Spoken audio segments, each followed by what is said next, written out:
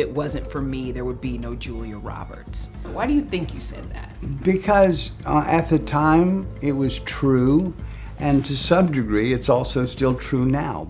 Eric Roberts. Oscar nominations, 2 Golden Globes, the absolute peak, 1986. Then it flatlines. The blockbuster roles vanish. A-list status traded for a graveyard of B-movies. The official Hollywood narrative?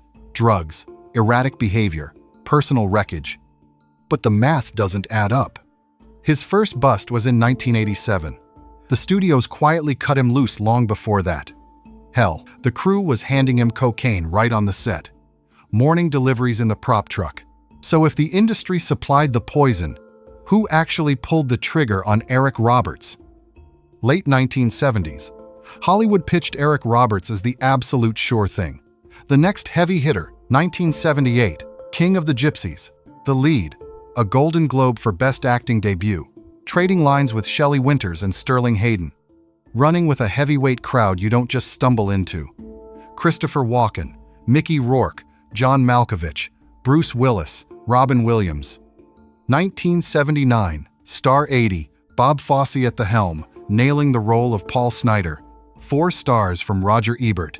Another Golden Globe. The press crowns him the actor of his generation.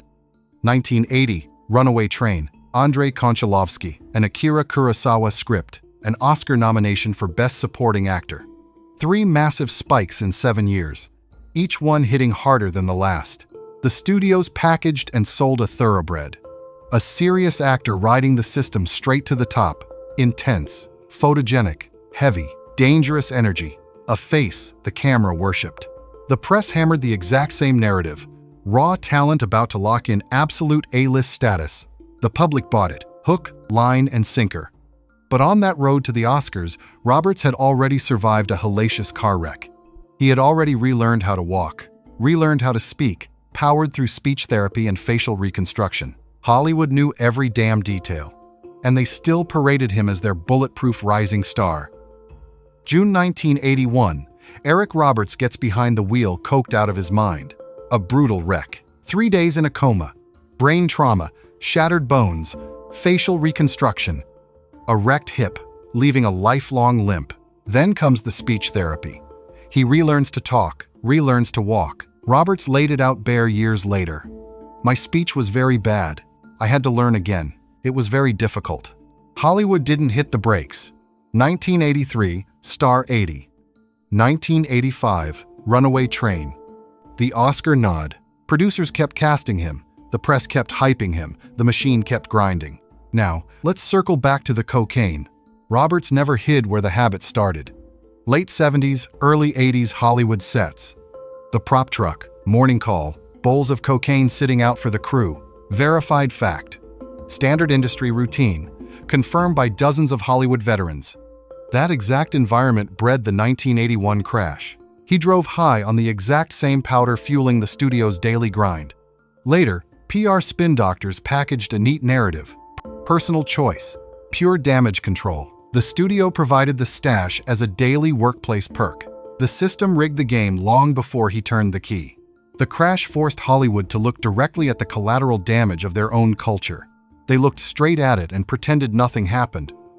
Sound off in the comments. What's the real takeaway here? A man losing the battle with addiction and paying the ultimate price with his career?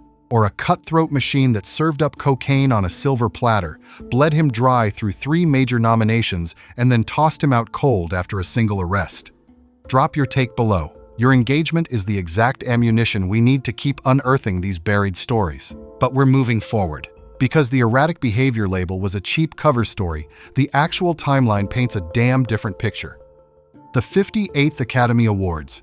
Eric Roberts is up for Best Supporting Actor, sharing the ballot with Klaus Maria Brandauer, Robert Loggia, and William Hickey.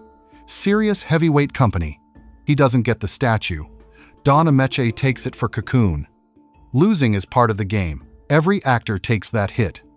But the aftermath broke every established Hollywood rule. Post-Oscar nomination, the machine typically kicks into overdrive. The studios pitch massive projects. Agents' phones ring off the hook. The actor takes his pick of A-list leads. That was the standard operational playbook in 1986 for every other nominee in the room. For Roberts, the phone went dead. The next few years? Nobody's Fool, 1986. Best of the Best, 1989. Decent films, but a catastrophic downgrade for a guy holding 3 major nominations in 7 years. 0 A-list studio projects, 0 top-tier directors, 0 calls to change his trajectory. The first arrest hit in 1987, but the industry had already locked in his sentence. The studios made their call right after the ceremony. Hell, maybe even before he walked the red carpet. Years later, in 2009, Mickey Rourke flat-out stated Roberts was overdue for a massive comeback role, the exact kind of role that resurrected Rourke in The Wrestler. The industry handed Rourke that lifeline. They let Roberts drown. This is the ugly truth about who gets a second chance in Hollywood.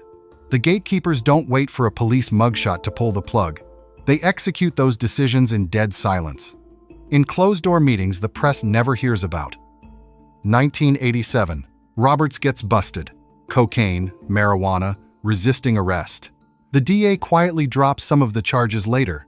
He pleads guilty to the heavy stuff, pays the fine, walks out. Hollywood breathes a massive sigh of relief. Bingo, there's the excuse. Just one glaring flaw in the timeline.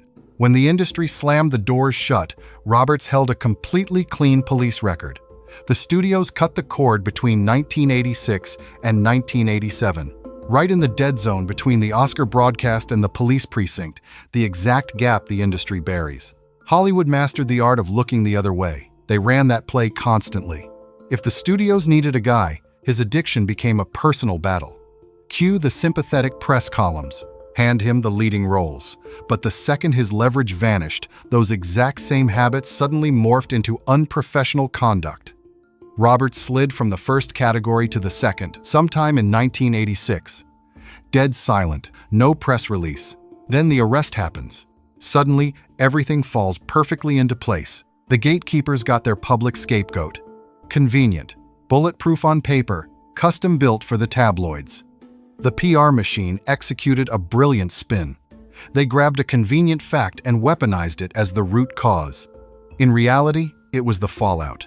The direct fallout of a system that broke a man, squeezed him dry, threw him out with the trash, and walked away with the ultimate alibi. The "he did it to himself" narrative pays massive dividends for everyone involved. That's exactly why it survives today. Hollywood gets a total free pass. They skip right over explaining why a guy with 3 major nominations scored 0 heavy-hitting projects after his peak. One word does the heavy lifting: drugs. Case closed.